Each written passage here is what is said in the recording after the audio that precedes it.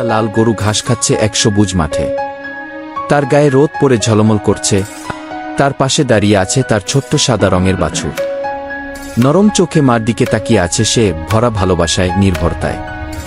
হঠাৎ সেই নরম মুহূর্ত ছিঁড়ে মাঠে প্রবেশ করে এক বিশাল কালো মহিষ।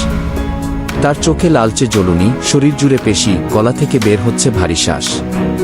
সে ধীরে ধীরে এগিয়ে আসে। মাঠ যেন থমকে যায়। মা গরু দাঁড়িয়ে থাকে শান্তভাবে, কিছু বোঝার আগেই। মহিষ গুতা দেয়। প্রচণ্ড ধাক্কায় লাল গরুটি পড়ে যায়।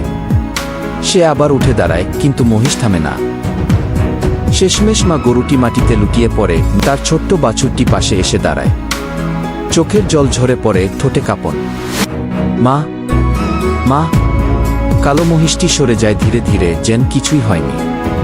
পেছনে পড়ে থাকে একটি নিথর দেহ আর একটি কাঁদতে থাকা ছোট্ট প্রাণ।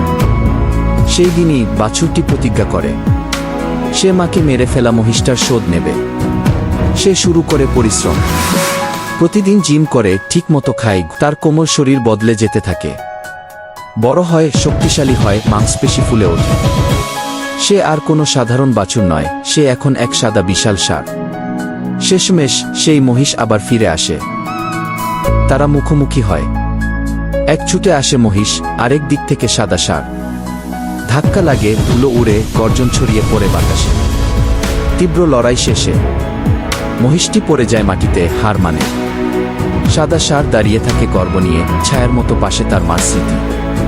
ন্যায় জয়ী হয়। শক্তি জন্ম নেয় কষ্ট থেকে, আর ন্যায়ের শক্তি কখনো হারায় না।